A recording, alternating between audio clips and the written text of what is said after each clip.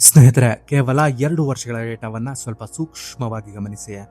ಪಾಕಿಸ್ತಾನದ high security ಏರಿಯಾಗಳಲ್ಲಿ ಅಡಗಿ ಕುಳಿತಿದ್ದ ಮೋಸ್ಟ್ ವಾಂಟೆಡ್ ಟೆರರಿಸ್ಟ್ಗಳ ಲಿಸ್ಟ್ ಇದ್ದಕ್ಕಿದ್ದಂತೆ ಖಾಲಿ ಆಗ್ತಾ ಇದೆ.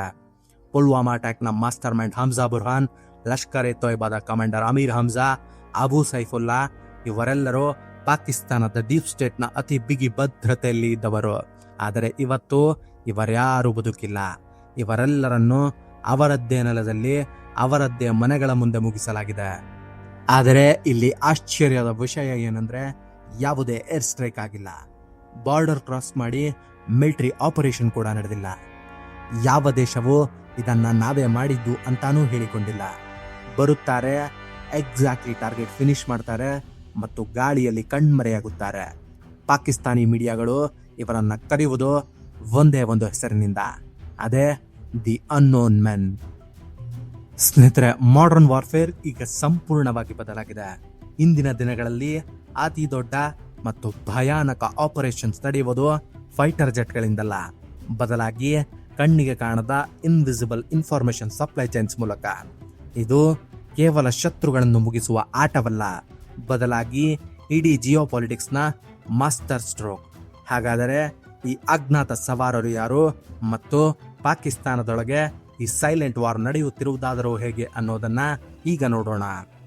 ನಮಸ್ಕಾರ ಸ್ನೇಹಿತರೆ, ಸಾಮ್ರಾಟ ಚಾನೆಲ್ಗೆ ತಮಗೆಲ್ಲರಿಗೂ ಆತ್ಮೀಯವಾದ ಸ್ವಾಗತ. ಸ್ನೇಹಿತರೆ, ಸಾಮಾನ್ಯವಾಗಿ ನಾವೆಲ್ಲರೂ ಏನಂದ್ಕೊಳ್ತೇವೆ, ಶತ್ರು ದೇಶದಲ್ಲಿ ಆಪರೇಷನ್ ಅಂದರೆ ನಮ್ಮ ರಾ ಏಜೆಂಟ್ಸ್ ಅಥವಾ ಇಲೈಟ್ ಕಮಾಂಡೋಗಳು ರಾತ್ರೋರಾತ್ರಿ ಹೆಲಿಕಾಪ್ಟರ್ನಿಂದ ಇಳಿದು ಶೂಟ್ಔಟ್ ಮಾಡಿ ಬಾಂಬ್ ಬ್ಲಾಸ್ಟ್ ಮಾಡಿ ವಾಪಸ್ ಬರ್ತಾರೆ ಅಂತ. ಸಿನಿಮಾ ನೋಡಿದ ನಮಗೆಲ್ಲ ರಿಯಲ್ ಇಂಟೆಲಿಜೆನ್ಸ್ ಕೂಡ ಹೀಗೆ ಇರುತ್ತೆ ಅನ್ನೋ ಭ್ರಮೆ ಇರುತ್ತೆ. ಆದರೆ ವಾಸ್ತವ ಇದಕ್ಕಿಂತ 1000 ಪಟ್ಟು ಕಾಂಪ್ಲೆಕ್ಸ್ ಮತ್ತು ಶಾಕಿಂಗ್ ಆಗಿದೆ. ಸ್ನೇಹಿತರೆ, ಲಾಜಿಕಲಿ ಯೋಚನೆ ಮಾಡಿ, ಪಾಕಿಸ್ತಾನ ಒಂದು ನ್ಯೂಕ್ಲಿಯರ್ ಆರ್ಮ್ ದೇಶ. ಅಲ್ಲಿಗೆ ನಮ್ಮ ದೇಶದ ಒಬ್ಬ ಫಿಸಿಕಲ್ ಏಜೆಂಟ್ ಅನ್ನ ಕಳುಹಿಸುವುದು ಸ್ಟ್ರಾಟಜಿಕ್ ನೈಟ್ಮೇರ್. ಅಂದರೆ ಲೆಕ್ಕಾಚಾರದ ಪ್ರಕಾರ ಅದು ಅತಿ ದೊಡ್ಡ ರಿಸ್ಕ್. ಒಂದು ವೇಳೆ ಆ ಏಜೆಂಟ್ ಸಿಕ್ಕಿಬಿದ್ದರೆ ಅದು ಇಂಟರ್ನ್ಯಾಷನಲ್ ಲೆವೆಲ್ನಲ್ಲಿ ದೊಡ್ಡ ಡಿಸಾಸ್ಟರ್ ಆಗುತ್ತೆ. 2 ದೇಶಗಳ ಮಧ್ಯೆ ನೇರ ಯುದ್ಧವೇ ಶುರುವಾಗಬಹುದು.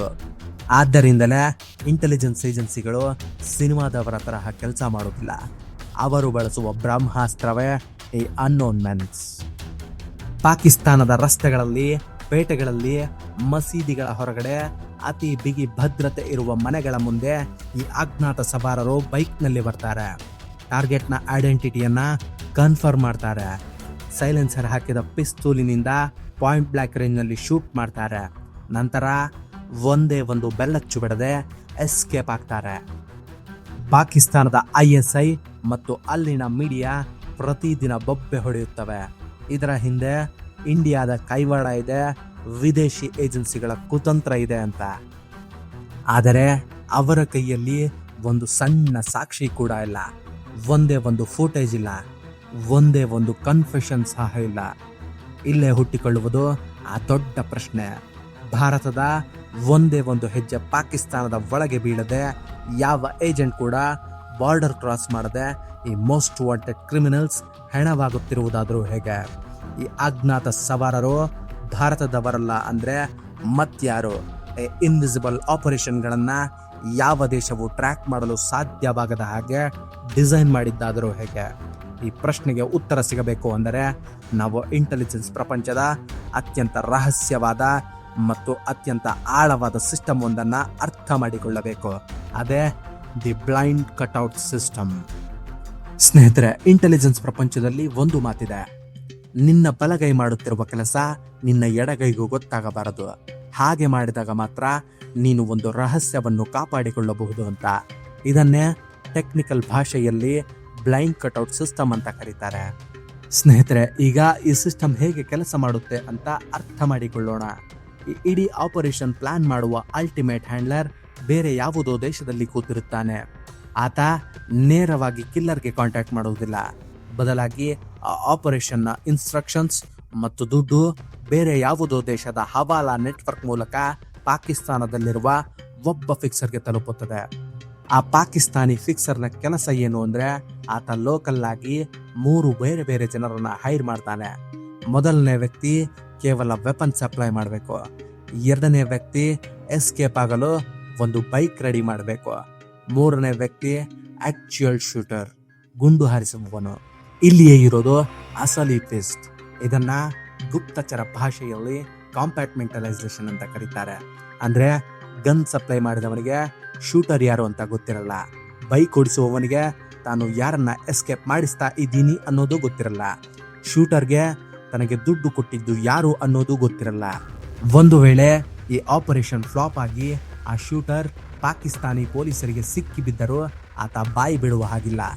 ಯಾಕಂದ್ರೆ ಅವನಿಗೆ ಏನು ಗೊತ್ತಿರುತ್ತೆ, ನನಗೆ ಟೆಲಿಗ್ರಾಮ್ ಅಲ್ಲಿ ಒಬ್ಬ ಮೆಸೇಜ್ ಮಾಡ್ದ, ಬಿಟ್ ಕಾಯಿನ್ ನಲ್ಲಿ ದುಡ್ಡು ಬಂತು, ನಾನು ಹೊಡೆದೆ ಅಷ್ಟೇ ಅಂತ ಹೇಳ್ತಾನೆ. ಯಾರು ಮಾಡಿಸಿದ್ದು ಅಂತ ಪ್ರೂವ್ ಮಾಡೋಕೆ ಒಂದೇ ಒಂದು ಸಾಕ್ಷಿ ಕೂಡ ಸಿಗುವುದಿಲ್ಲ.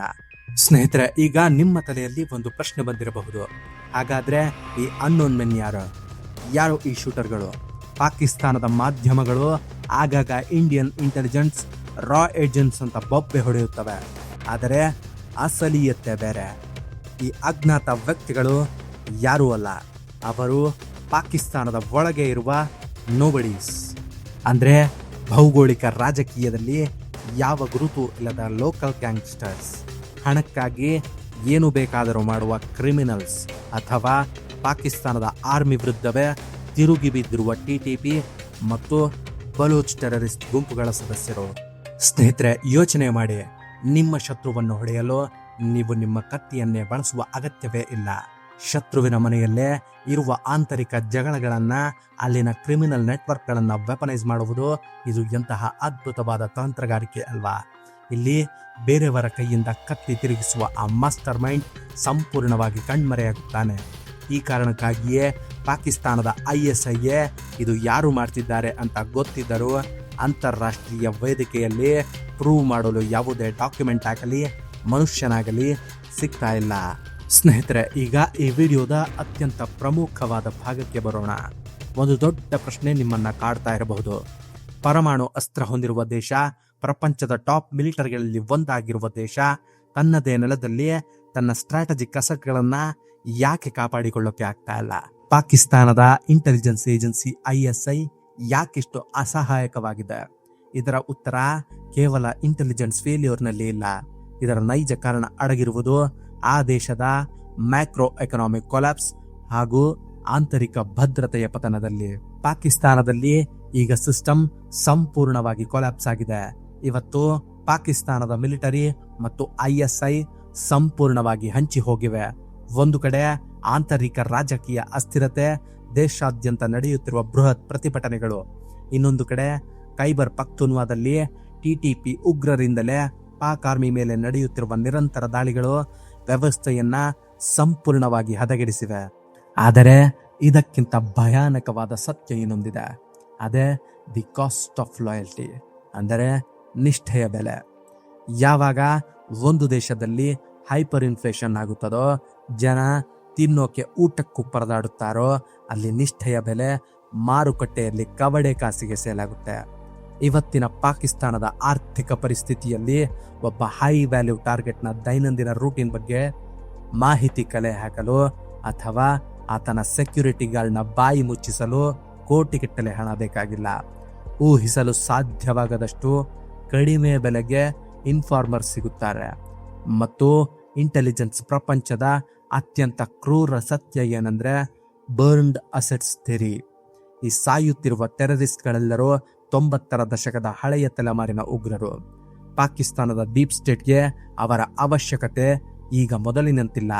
ಅಂತಾರಾಷ್ಟ್ರೀಯ ವೇದಿಕೆಗಳಲ್ಲಿ ಪಾಕಿಸ್ತಾನಕ್ಕೆ ಇವರೇ ದೊಡ್ಡ ಹೊರೆಯಾಗಿದ್ದಾರೆ.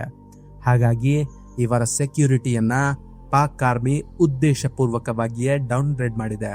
ಇದೇ ಅವಕಾಶವನ್ನ ಬಳಸಿಕೊಂಡು ಈ ಶಾಡೋ ನೆಟ್ವರ್ಕ್ ತನ್ನ ಕೆಲಸವನ್ನ ಸೈಲೆಂಟ್ ಆಗಿ ಮುಗಿಸುತ್ತಿದೆ. ಸ್ನೇಹಿತರೆ, ಇದನ್ನ ಒಮ್ಮೆ ಡಿಫೆನ್ಸಿವ್ ಆಂಗಲ್ ಇಂದ ಯೋಚನೆ ಮಾಡಿ. ಈ ಇಡೀ ಶಾಡೋ ವಾರ್ನ ಅತಿ ದೊಡ್ಡ ಮಾಸ್ಟರ್ ಸ್ಟ್ರೋಕ್ ಏನು ಗೊತ್ತಾ? ಅದೇ ಝೀರೋ ಥ್ರೆಶೋಲ್ಡ್ ಎಸ್ಕಲೇಷನ್. ಸಾಂಪ್ರದಾಯಿಕ ಯುದ್ಧದಲ್ಲಿ ಶತ್ರುವಿಗೆ ಬುದ್ಧಿ ಕಲಿಸಲು ಸರ್ಜಿಕಲ್ ಸ್ಟ್ರೈಕ್ ಅಥವಾ ಏರ್ ಸ್ಟ್ರೈಕ್ ಮಾಡಿದರೆ ಅದು ಎರಡು ದೇಶಗಳ ನಡುವೆ ಪೂರ್ಣ ಪ್ರಮಾಣದ ಯುದ್ಧಕ್ಕೆ ಕಾರಣವಾಗುವ ದೊಡ್ಡ ರಿಸ್ಕ್ ಇರುತ್ತೆ. ಆದರೆ ಈ ಹೊಸ ಕವರ್ ಸ್ಟ್ರಾಟಜಿಯಲ್ಲಿ ನಿಮ್ಮ ಅತಿ ದೊಡ್ಡ ಶತ್ರುಗಳು ನಾಶವಾಗುತ್ತಾರೆ. ಭವಿಷ್ಯದ ಆಪತ್ತು ದೂರವಾಗುತ್ತೆ. ಆದರೆ ಜಿಯೋಪೊಲಿಟಿಕಲ್ ಎಸ್ಕಲೇಷನ್ ಮಾತ್ರ ಸಂಪೂರ್ಣ ಝೀರೋ. ಯಾರೂ ಯುದ್ಧ ಸಾರುವಂತಿಲ್ಲ. ಈಗ ಪಾಕಿಸ್ತಾನದಲ್ಲಿ ಉಳಿದುಕೊಂಡಿರುವ ಆ ಟೆರರಿಸ್ಟ್ ಮಾಸ್ಟರ್ ಮೈಂಡ್ಗಳ ಪರಿಸ್ಥಿತಿ ಏನಾಗಿದೆ ಗೊತ್ತಾ? Psychological paralysis. ಹೌದು, ಈಗ ಅವರು ಭಾರತದ ಮೇಲೆ ಅಟ್ಯಾಕ್ ಮಾಡುವ ಪ್ಲಾನ್ ಮಾಡ್ತಾ ಇಲ್ಲ, ಯುವಕರನ್ನ ಬ್ರೈನ್ ವಾಶ್ ಮಾಡ್ತಾ ಇಲ್ಲ, ಬದಲಾಗಿ ತಾವೇ ಹೇಗೆ ಬದುಕುಳಿಯಬೇಕು ಅನ್ನೋ ಭಯದಲ್ಲಿ ಮುಳುಗಿ ಹೋಗಿದ್ದಾರೆ. ತಮ್ಮ ಸೇಫ್ ಹೌಸ್ಗಳನ್ನ ಬಿಟ್ಟು ಅಡಗಿ ಕೂತಿದ್ದಾರೆ. ಕಮ್ಯುನಿಕೇಶನ್ನ ಕಟ್ ಮಾಡಿದ್ದಾರೆ. ಸ್ಮಾರ್ಟ್ ಫೋನ್ ಬಳಸಿದ್ರೆ ಲೊಕೇಶನ್ ಟ್ರ್ಯಾಕ್ ಆಗುತ್ತೆ ಅಂತ ಫೋನ್ ಎಸೆದಿದ್ದಾರೆ. ತಮ್ಮದೇ ಬಾಡಿ ಗಾರ್ಡ್ಗಳನ್ನ ನಂಬುತ್ತಿಲ್ಲ. ಎಲ್ಲಿ 50,000 ರೂಪಾಯಿಗೆ ತನ್ನನ್ನೇ ಮಾರಾಟ ಮಾಡಿಕೊಳ್ತಾನೋ ಅನ್ನೋ ಭಯ ಶುರುವಾಗಿದೆ. ಊಟ ಮಾಡೋಕ್ಕೂ ಮುಂಚೆ ಇದರಲ್ಲಿ ಎಲ್ಲಾದ್ರೂ ವಿಷ ಇದೆಯಾ ಅಂತ ನಡುಗುತ್ತಾ ಚೆಕ್ ಮಾಡ್ತಿದ್ದಾರೆ. ಅವರ ಆಪರೇಷನ್ ಕೆಪಾಸಿಟಿ ಮತ್ತು ಫಂಡಿಂಗ್ ಸಂಪೂರ್ಣ ಝೀರೋ ಆಗಿದೆ. ಯುದ್ಧ ಮಾಡೋಕೆ ಮೈಂಡ್ ಫ್ರೀ ಇರಬೇಕು, ಆದರೆ ಇಲ್ಲಿ ಉಳಿದಿರೋ ಕಮಾಂಡರ್ಗಳ ಮೈಂಡ್ ಫುಲ್ ಹೈಜಾಕ್ ಆಗಿದೆ. ಅವರ ಹಣ, ಅವರ ಶಕ್ತಿ, ಅವರ ಇಡೀ ನೆಟ್ವರ್ಕ್ ಕೇವಲ ಅವರ ಪ್ರಾಣ ಉಳಿಸಿಕೊಳ್ಳುವುದರಲ್ಲೇ ಕರಗಿ ಹೋಗುತ್ತಿದೆ. ಯುದ್ಧ ಭೂಮಿಯಲ್ಲಿ ರಕ್ತ ಹರಿಸದೆ ಶತ್ರುವಿನ ಮೈಂಡ್ ಮತ್ತು ರಿಸೋರ್ಸ್ ಅನ್ನು ಡ್ರೈನ್ ಮಾಡುವುದೇ the ultimate art of war. ಇವತ್ತು ನಡೆಯುತ್ತಿರುವ ಈ ಅಜ್ಞಾತರ ಆಟ ಅದೇ ಯುದ್ಧದ ಹೊಸ ಮುಖ. ಸ್ನೇಹಿತರೆ, ಜಿಯೋಪಾಲಿಟಿಕ್ಸ್ ಮತ್ತು ಇಂಟೆಲಿಜೆನ್ಸ್ ಪ್ರಪಂಚದ ಈ ಅನ್ನೋನ್ ಸ್ಟ್ರಾಟಜಿಗಳು ಎಂದಿಗೂ ನ್ಯೂಸ್ ಪೇಪರ್ನ ಮುಖಪುಟದಲ್ಲಿ ಬರುವುದಿಲ್ಲ. ಇಂತಹ ಡೇಟಾ ಮತ್ತು ಡೀಪ್ ಅನಾಲಿಸಿಸ್ ನಿಮಗೂ ಇಷ್ಟವಾಗಿದ್ದರೆ ಈ ವಿಡಿಯೋಗೆ ಲೈಕ್ ಮಾಡಿ ಮತ್ತು ನಮ್ಮ ಚಾನಲ್ಗೆ ಈಗಲೇ ಸಬ್ಸ್ಕ್ರೈಬ್ ಆಗಿ. ನಿಮ್ಮ ಪ್ರಕಾರ ಆಧುನಿಕ ಯುದ್ಧದ ಈ ಹೊಸ ನಿಯಮಗಳ ಬಗ್ಗೆ ನಿಮ್ಮ ಅಭಿಪ್ರಾಯವೇನು? ಆ ಅಜ್ಞಾತ ವ್ಯಕ್ತಿಗಳ ಹಿಂದೆ ನಿಜವಾಗಿಯೂ ಯಾರಿರಬಹುದು? ಕಾಮೆಂಟ್ ಸೆಕ್ಷನ್ನಲ್ಲಿ ನಿಮ್ಮ ಆಲೋಚನೆಗಳನ್ನು ಹಂಚಿಕೊಳ್ಳಿ. ನಾನು ನಿಮ್ಮ ಪ್ರತಿಯೊಂದು ಕಾಮೆಂಟನ್ನು ಓದುತ್ತೇನೆ. ಮುಂದಿನ ವಿಡಿಯೋದಲ್ಲಿ ಮತ್ತೊಂದು ಇಂತಹದೇ ಕಾಂಪ್ಲೆಕ್ಸ್ ಆದ ಸತ್ಯದ ಜೊತೆ ಸಿಗೋಣ. ಅಲ್ಲಿಯವರೆಗೆ ಸ್ಟೇ ಕ್ಯೂರಿಯಸ್. ಜೈ ಹಿಂದ್, ಜೈ ಕರ್ನಾಟಕ.